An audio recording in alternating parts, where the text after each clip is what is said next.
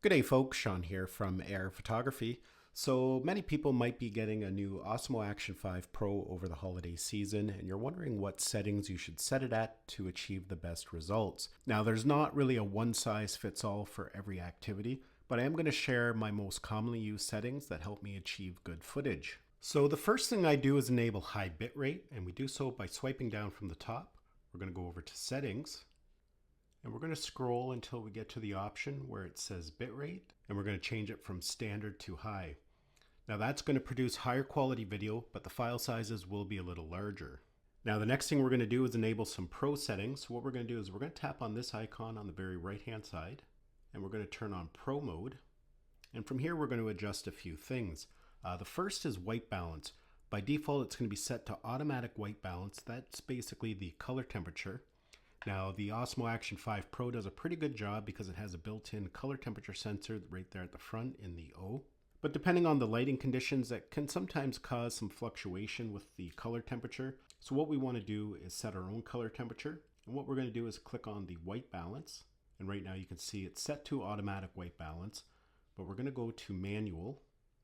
And a good middle of the road number to set it at is 5500 Kelvin. Now, of course, you can go a little lower if you want it a little cooler, or you can go a little higher, 56 or even 57.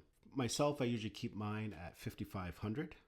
Now, sometimes if I'm filming in a forest with a lot of greenery, I might sometimes even put it down to 5000 because I do like a cooler look. If I'm filming at sunset and I want a more warm picture, a little bit more vibrant colors, I'll even put it up to 5900, sometimes even up to 6200. But a good rule of thumb for everyday filming is 5500. Now the next thing we're going to adjust is our exposure. For the most part I leave it in automatic exposure, but one thing I do adjust is the EV. I usually put it down to -0.3. That's just going to darken the image just slightly. I find sometimes, depending on the lighting conditions, things can be a little overexposed for my taste. The next thing we're going to set is our color. Right, by default it's going to be set at normal 8-bit color. I like to put mine at normal 10-bit color. And if you're a person who wants to do your own grading, you can put it at HLG or D-Log.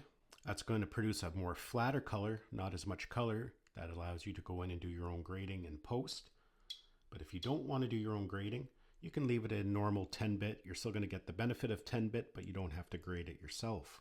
And lastly, we're going to go to image adjustment, and we're going to click on custom. And what I like to do is put the noise reduction down to -1.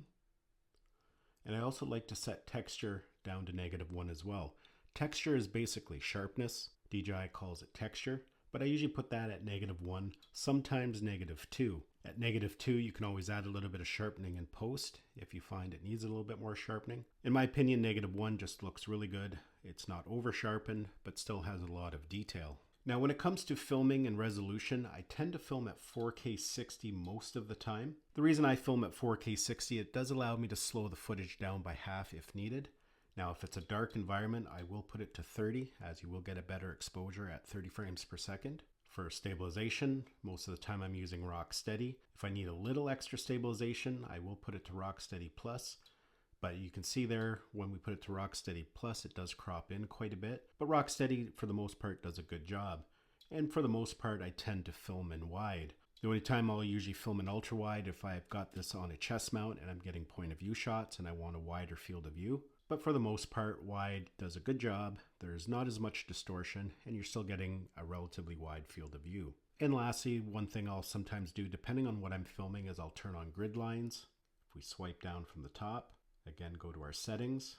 We'll scroll down until we see grid. And as you can see, we now have grid lines on the screen.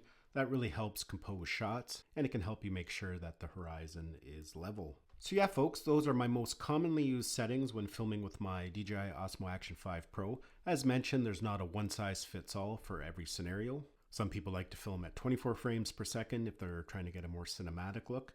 Myself, I'm filming for social media most of the time, so I do like it at 30 frames or 60 frames per second.